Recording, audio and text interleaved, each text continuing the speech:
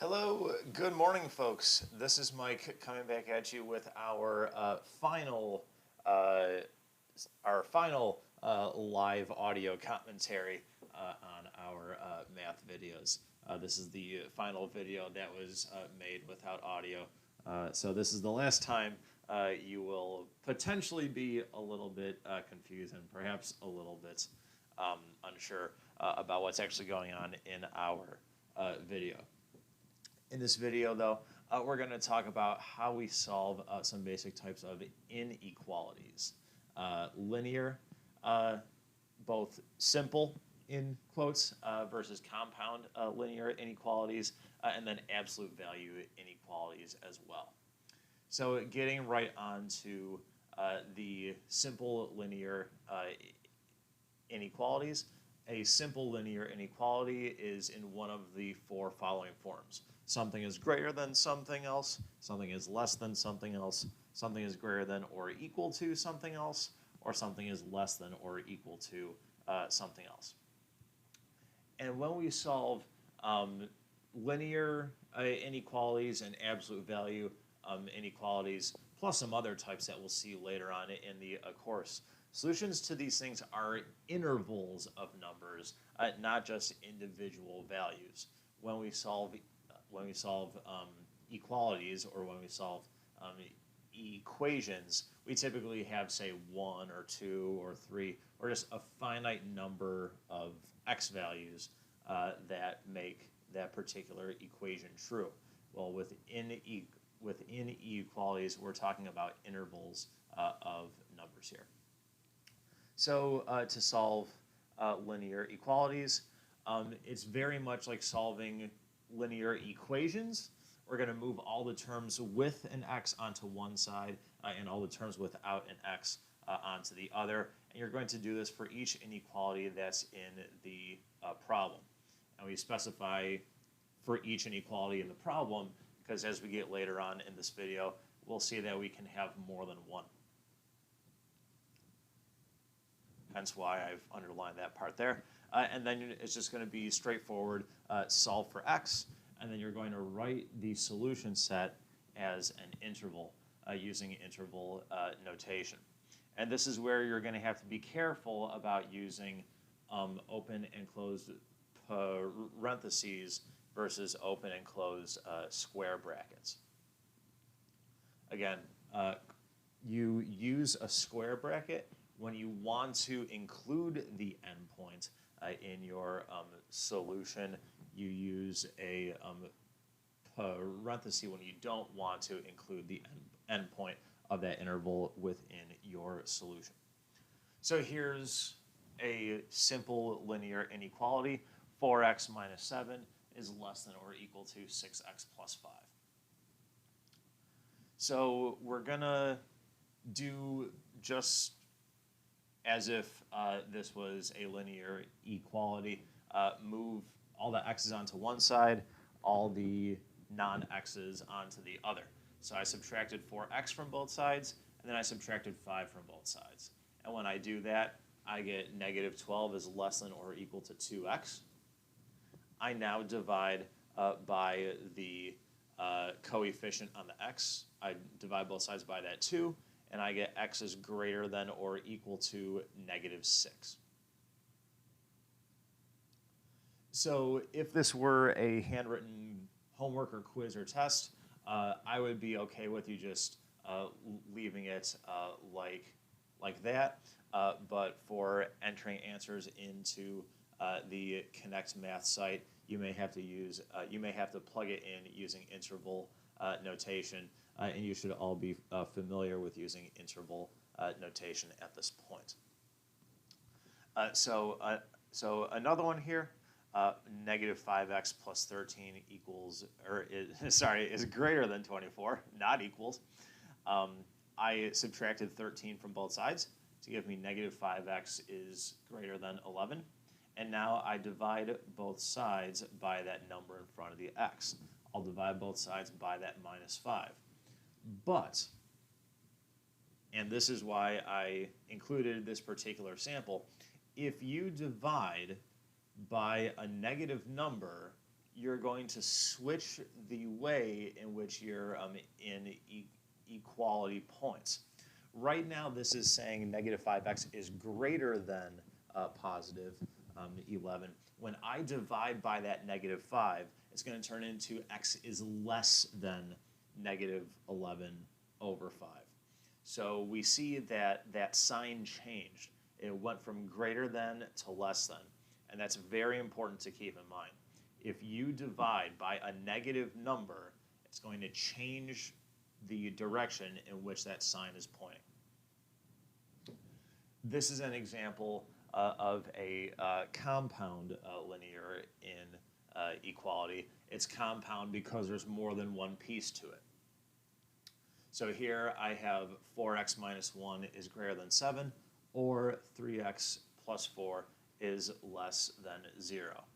And since this is an or, a solution to either one of these two individual inequalities is going to be a solution to the given problem. So what we have to do is we have to solve each of these guys separately and then take the union of the intervals that serve as solutions. So looking at 4x minus 1 is greater than 7, I added 1 to both sides. Looking at 3x plus 4 is less than 0, I subtracted 4 from both sides. So I get 4x is greater than 8, or 3x is less than negative 4. Pretty straightforward now to solve each of these guys. Divide each side of the first inequality by 4, divide each side of the second inequality by 3, and we get x is greater than 2, or x is less than negative 4/3. So this is how we write our solution set using interval notation here. Negative infinity, comma, negative 4/3, union 2, comma, positive infinity. We always use parentheses. We always use parentheses when it's on a negative infinity or a positive. And then also, because we are not including the endpoints, because we are talking strictly less than or strictly greater than, we do not include the endpoints of these intervals. We don't include the negative 4/3 or the positive 2, so that's why we use parentheses, not square brackets.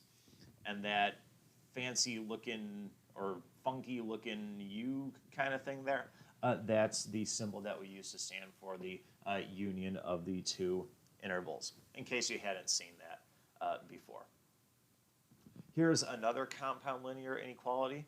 7x plus 1 is greater than or equal to 7, and 3x minus 13 is less than 6.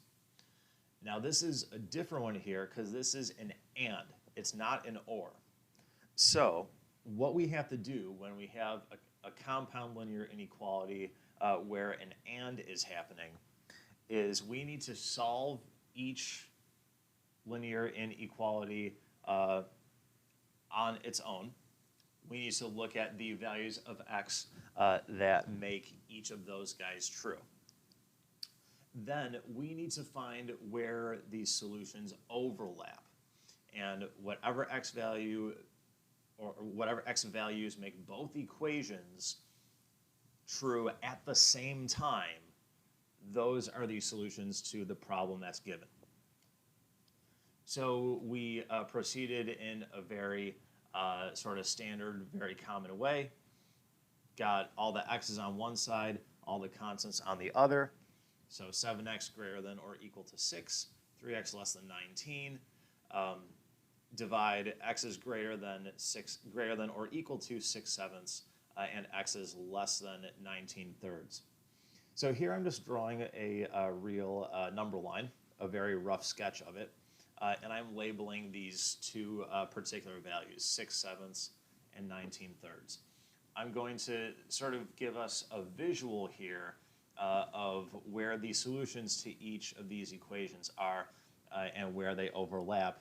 And where they overlap, that's where those are the solutions that we're looking for. So x greater than or equal to 6/7, I put a square bracket on that 6/7, so we know that we are including that value.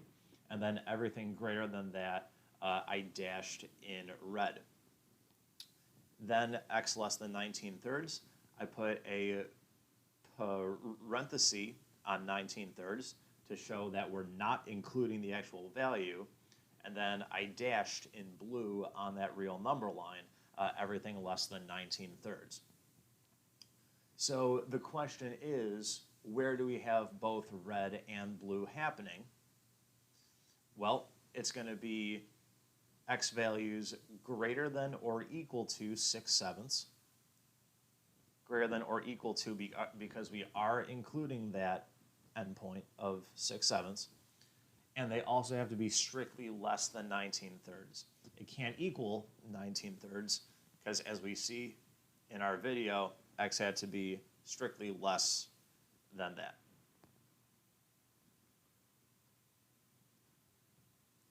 So we write our solution set: 6/7 less than or equal to x, which is strictly less than 19/3. This is one way you can write it. If you wrote it using interval notation, you would have 6/7 comma 19/3. We had a little technical glitch there. So here we have 6/7 comma 19/3. Because we're including the endpoint of 6/7, we put a square bracket on the 6/7, but we're not including the 19/3, so we put a parenthesis on that 19/3. This is another kind of a compound linear inequality.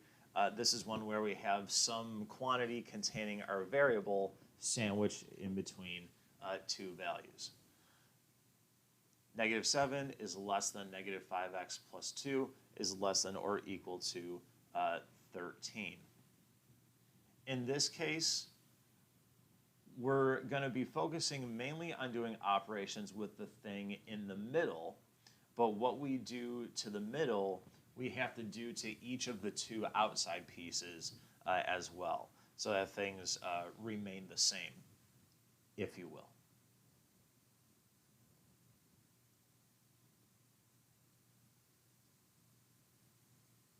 So we're going to see very shortly that we're going to kick this off by subtracting 2 from each of these three pieces. Subtract 2 from here, subtract 2 from here, and then subtract 2 from there as well.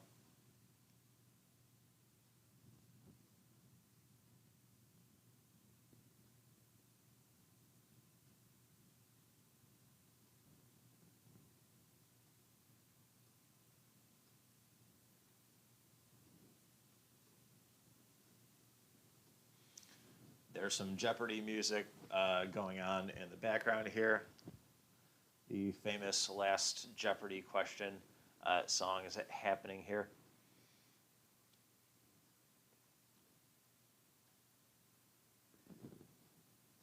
Before we see the continuation of this problem, I just want to sort of note that there are slightly more complicated compound linear inequalities that look like this, but I'm not going to give you those. This is good enough.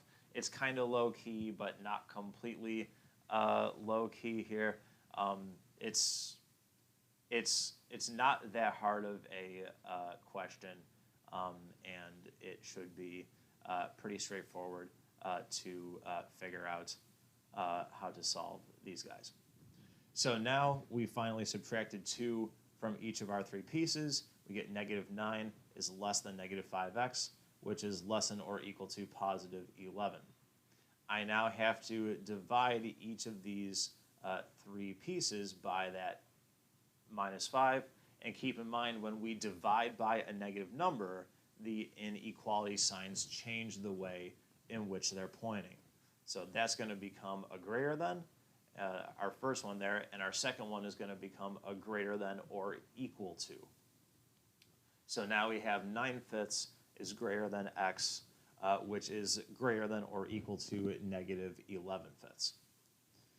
Typically, this isn't how we would write this out, although it is a completely valid way. This is a mathematically sound way to write this. Typically, though, we'd write negative 11/5 is less than or equal to x, which is less than 9/5. As you can see, we have written here. And here we are writing it in interval notation. We have the negative 11/5 and we have the 9/5. We are including the endpoint of negative 11/5, so that gets the square bracket. We're not including the endpoint of 9/5, so that gets the parentheses. Now we move on to solving absolute value inequalities. And there are two main types of absolute value inequalities that we can have. We can have the absolute value of something being less than something else. And we need this key fact here to solve these guys. If we have the absolute value of something is less than something else, that's the same thing as saying minus that something else is less than that something is less than that something else. So absolute value of A is less than B means minus B is less than A, and A is less than B. Similar kind of thing if we had less than or equal to. If we have the absolute value of A is greater than B, that's saying the same thing as A is less than minus B, or A is greater than B. So we're using properties of the absolute value here to take an absolute value inequality and change it to a compound linear inequality that we just saw how to solve, and then we know how to solve these guys. So we're going to see a couple sample problems here as to how we solve each of these types of absolute value inequalities. So first one here, the absolute value of 3x minus 8 is greater than 4. This is something of type 2. Absolute value of something is greater than something. Absolute value of A is greater than B. So we're going to take our equation and change it into A is less than negative B, namely 3x minus 8 is less than negative 4, or 3x minus 8 is going to be greater than positive 4. And we saw how we solve this type of compound linear inequality. A solution to either one of these separate linear inequalities is a solution to the given problem. So carrying on in our typical way, after our first step, moving things over, 3x is less than 4, or 3x is greater than 12.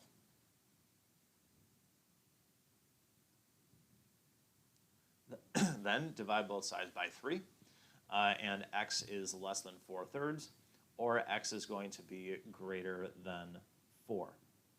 And writing that in interval notation, negative infinity comma 4/3, union 4 comma positive infinity. Again, we're not including these endpoints at all. We're talking strictly greater than and strictly less than, so we have parentheses everywhere, no square brackets. Now, the other type, absolute value of 5x minus 2, less than or equal to 4/3. This is something that is of type 1.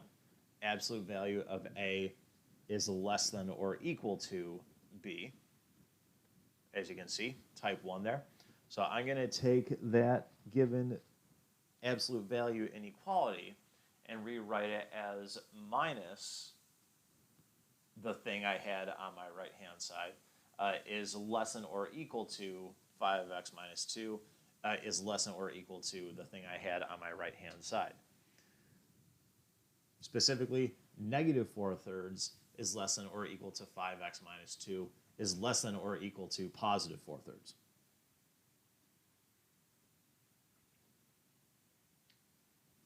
And we know how to solve a compound linear inequality like this.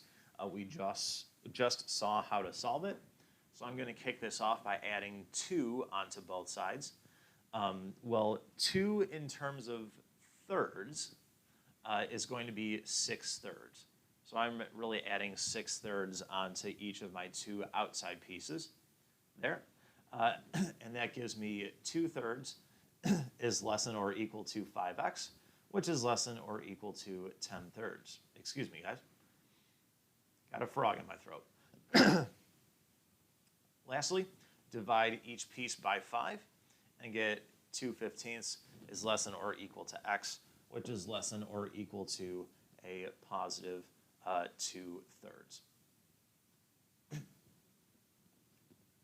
And we could write this in interval notation, 2/15 comma 2/3. And since we are including both endpoints, we are going to be putting square brackets on each of our endpoints here.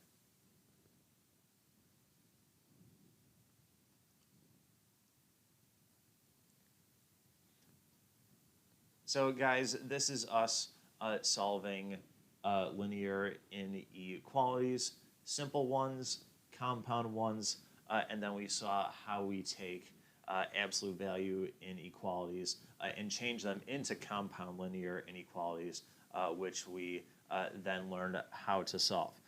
Nothing too complicated here, just using some basic properties of inequalities to make these things not too bad. If you have any questions or comments, reach out to me, guys. Otherwise, take it easy.